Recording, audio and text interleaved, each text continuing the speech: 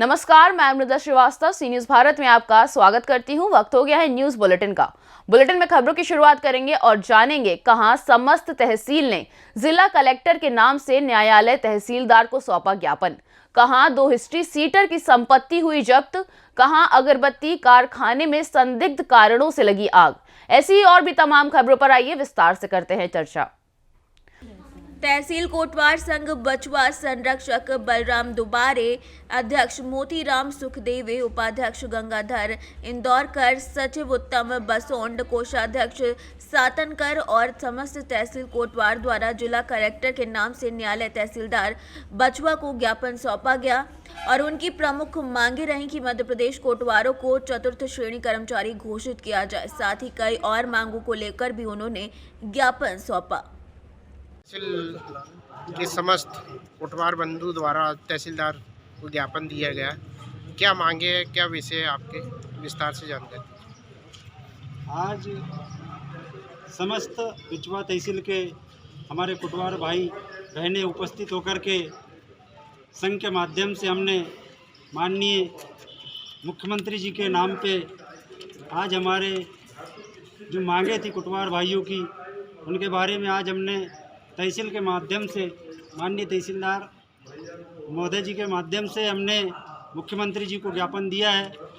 और ज्ञापन में हमारे बिचवा तहसील के समस्त कोटवार भाई उपस्थित है और उनके उपस्थिति में हमने आज शासन को अवगत कराया कि हमारी जो मांगे हैं उन मांगे को पूरा किया जाए।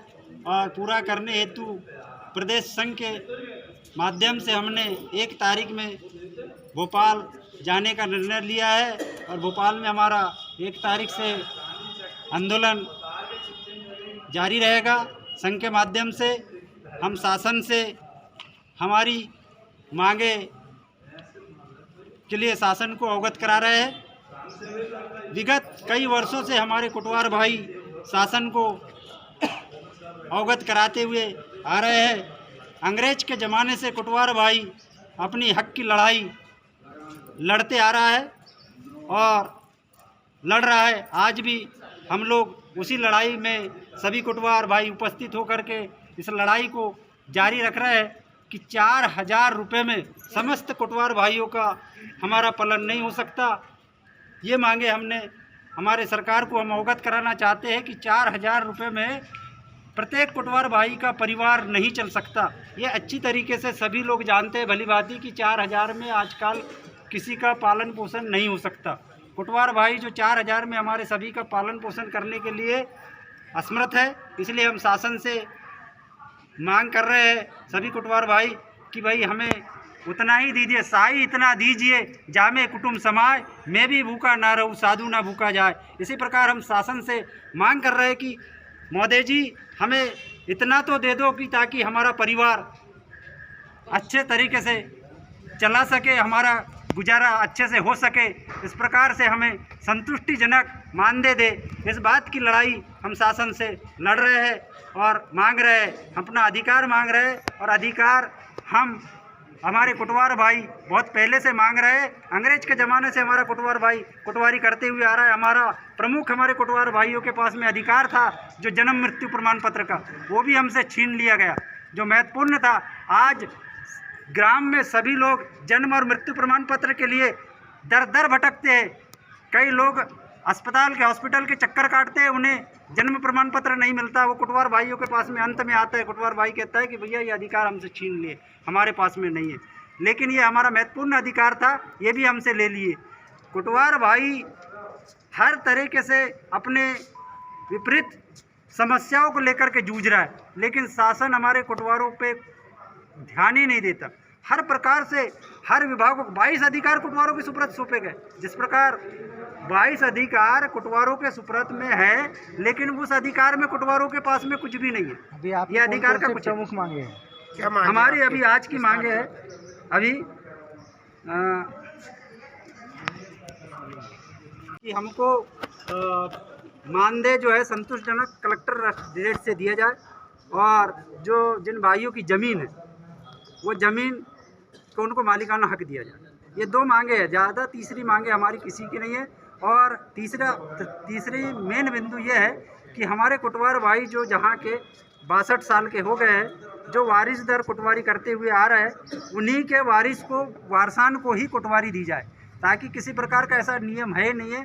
हमारी बैठक में मतलब 2007 में माननीय मुख्यमंत्री जी ने ही बैठक हमारी सभी कुटवारों की ग्राम सभा आम सभा बुलाई थी भोपाल में, और उसमें बोला है कि आपको मौलिक हक दिया जाता है कि आपके ही वारिस को ये पद दिया जाएगा, और ना कि पंचायत से कोई किसी प्रकार का प्रस्ताव लिया जाएगा।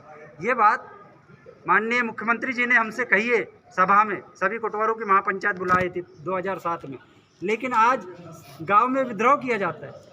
उस कुटवार 60 साल का हो गया, उसको रिटायर करने के बाद में गांव में 10 फार्म भरे जाते हैं और पंचायत उसमें अनुशंसा की जाती है। बेचारे कुटवार 60 साल से 50 साल से पीढ़ी दर 3 पीढ़ी से 4 पीढ़ी से 10 पीढ़ी से कुटवारी करते आ रहा है, उसके वारिस का क्या होगा, उसका पालन क्या होगा? हाँ? उसकी ज़मीन छीन ली जाती है, भवन बनाए जाते हैं। ये इस प्रकार से कुटवारों के साथ में अत्याचार ना हो, ये हमारी 4 मांगे हैं इस प्रकार की। ये 4 मांगों पे हम शासन से मांगे हैं, और आज हमने माननीय मुख्यमंत्री जी को ये 4 मांगों पे चर्चा करके ज्ञापन दिया है। अभी बिछुआ तहसील में जो कुंडई बेसनपुर ग्राम पंचायत है, वहाँ जिसको जो कुटवार था उसको नहीं देकर दूसरे व्यक्ति को कुटवारी में किसी को भी निकाल दिया जाता है। कुंडई में हुआ है, कई जगह ऐसे हुए, वारसान को मिलना चाहिए, वो वारसान को नहीं मिलती, अन्य किसी को मिल जाती है। पंचायत प्रस्ताव जो देता है वो विवादित हो जाता है। पंचायत किसी को देना है, मतलब वो पंचायत डिसाइड करेगी तो वारिस का क्या होगा? ये हमारी मेन मांगे है। क्या मांगे? ये हमारी मेन बिंदु की मांगे है। 4 मांगे हम शासन से, हम 4 मांगों के लिए लड़ाई लड़ रहे हैं, और आज हमने उसी मांगों को लेकर के ज्ञापन भी दिया है। बिचवा तहसील के माध्यम से सभी ग्रुप में हमने जो ज्ञापन दिया है, ये आज शासन प्रशासन को हम अवगत कराना चाहते हैं कि अति शीघ्रता से शीघ्र हमारी मांगों को सुने और हमें अवगत कराए हमारी समस्याओं से। ये मैं बिचवा तहसील मोतीराम सुखदेवे आज शासन को ये अवगत कराना चाहता हूँ कि हमारे मांगों को महत्वपूर्ण ढंग से सुने, समझे और हमारी समस्या का समाधान करे। हमने जिले में भी कल ज्ञापन दिया है, और प्रदेश स्तर पे भी हम 1 तारीख को ज्ञापन देने जा रहे हैं। जिले के कार्यकारिणी में भी मैं उपाध्यक्ष होने के नाते मैंने कल वहाँ पे जिले में माननीय कलेक्टर महोदय जी को भी ज्ञापन दे करके आज अपने बिचवा तहसील का अध्यक्ष होने के नाते बिचवा तहसील में भी आज ज्ञापन दिया हूँ। इसके बाद मैं अपने वाणी को यही आपका परिचय विराम देना चाहता हूँ। जय हिंद, जय भारत। आपका परिचय? मेरा नाम मोतीराम सुखदेवे, बिचवा तहसील बिचवा, मेरा ग्राम है पुलपुल्डो। छिंदवाड़ा से सी न्यूज संवाददाता राजा रंधवंशी की रिपोर्ट। कन्नौज से बड़ी खबर सामने आई, जहां 2 हिस्ट्री शीटर की संपत्ति जब्त की गई है। गैंगस्टर के आरोपी भाइयों पर गंभीर धाराओं में 8 मुकदमे दर्ज हैं। सदर कोतवाल राजकुमार सिंह ने मुनादी कराकर मुकीम अली और कलीम अली की संपत्ति और करीब 30 लाख रुपए जब्त किए हैं। सदर कोतवाली क्षेत्र के सारोन तोप के दोनों हिस्ट्री शीटर बताए जा रहे हैं। कन्नौज से सीनियर संवाददाता सीबू सैनी की रिपोर्ट। कन्नौज शहर के ताजपुर नौकास्त स्थित अगरबत्ती कारखाने में संदिग्ध कारणों से आग लग गई। आग लगने से इलाके में अफरा तफरी मच गई। लोगों ने आनंद फानन में कारखाना संचालक को घटना की जानकारी दी। घटना की जानकारी मिलते ही अगरबत्ती कारखाना संचालक मोहम्मद हसन और परिवार के लोगों के साथ कारखाने पहुंचे और स्थानीय लोगों की मदद से आग पर काबू पाया, लेकिन इस आगजनी की घटना में उन्हें करीब 6 लाख का नुकसान हो गया है। ये घटना रविवार की सुबह करीब 3 बजे के आसपास की बताई जा रही है। भैया क्या नाम आपका? मोहम्मद शाहरुख। ये कौन सा इलाका है? मोहल्ला ताजपुर नौका जुगियाना। ये आग कैसे लगी, क्या ये जानकारी आग मिली आपको? भैया पहले जो है इनके कुछ विरोधी हैं, पहले 2 बार चोरी करी, कम से कम 2 लाख रुपए चोरी हो चुकी है। और फिर उसके बाद में आज जाकर सुबह देखा तो धुआं उठ रहा था, तो कारखाना खोला तो देखा कि नाम जो है पूरे कारखाने में आग लगी हुई है। 5 से 6 लाख रुपए का नुकसान हुआ है। पूरे अगरबत्ती कारखाने में आग लग चुकी है, पूरा मटेरियल जो है बर्बाद हो चुका है। ये जानकारी आपको कैसे मिली? ये जानकारी हमको पड़ोसियों से मिली। क्या जानकारी दी थी पड़ोसी? पड़ोसी घरे गए भाग के, बोले भाई आपके क्या नाम धुआं उठ रहा है कारखाने के अंदर। तो इसलिए हम लोग भाग के आए, तुरंत पानी का प्रबंध करा। फायर ब्रिगेड आ नहीं सकती थी, पतली गली है, इसी चक्कर में जो क्या नाम तुरंत सब सारे पड़ोसियों ने पानी डाला, आगे बुझी। तो क्या किसी पर शक आपको है क्या?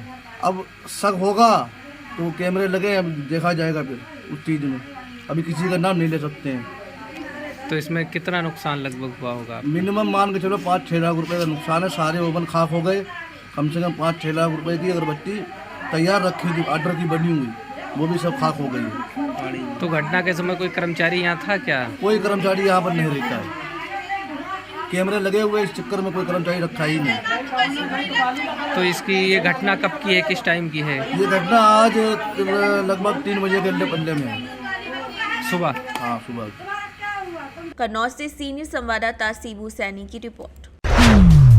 कन्नौज में आज कन्नौज महोत्सव का आगाज होगा। 8 दिन चलने वाले कन्नौज महोत्सव से कई नामी कलाकार अपना जलवा भी बिखेरेंगे। सांस्कृतिक कार्यक्रम के साथ मनोरंजन से परिपूर्ण होगा कन्नौज महोत्सव। कन्नौज महोत्सव के माध्यम से दर्शकों को कन्नौज की विरासत की जानकारी भी मिलेगी।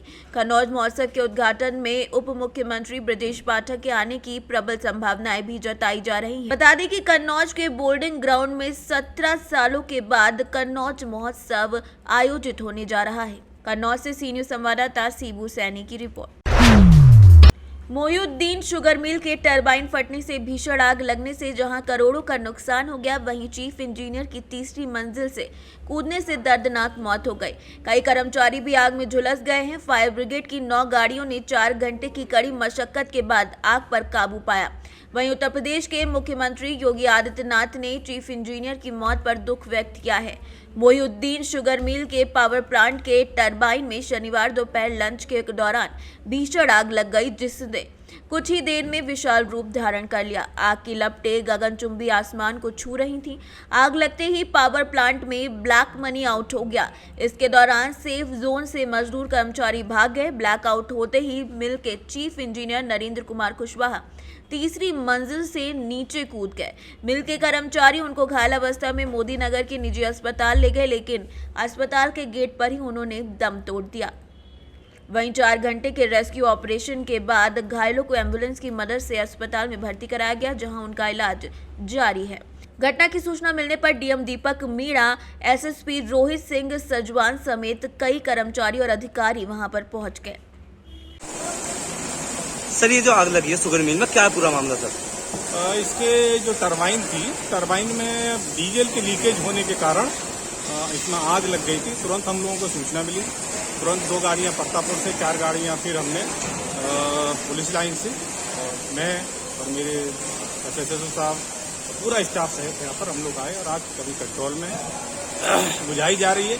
और आग लगने का कारण अभी पता नहीं चल पाया है, ये तो जांच का विषय। सर, लगभग कितने का नुकसान होगा सर? नुकसान ये जांच का विषय है, अभी जांच का विषय है।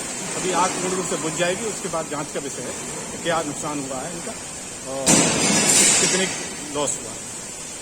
जी भाई साहब, क्या नाम है आपका? मेरा नाम पप्पू चौधरी। जी, क्या हुआ आज? भैया, जब मिल का उद्घाटन होता है श्री गणेश, तो बैल का तिलक होता है। ये भैंसे का करवा रहे हैं शुरू में, श्री गणेश ही गलत कर रहे हैं। तो इसमें जो आग लगी है, क्या महसूस हो रहा है? मतलब क्या मामला?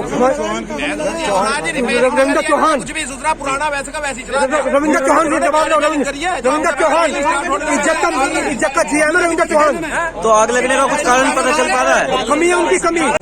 सर, मिल में आग लगी है, क्या कारण रहे, कितनी कैजुअलिटी है, और जो अब गन्ना जो किसान के लिए परेशानी खड़ी हुई है उसके लिए क्या व्यवस्था है? देखिए, अब तो चीनी मिल है, इसके एक तरीके से टरबाइन में फर्नेस में आग लगी, जिसकी वजह से अनफॉर्चुनेटली एक इंजीनियर इसमें एक्सपायर हुए।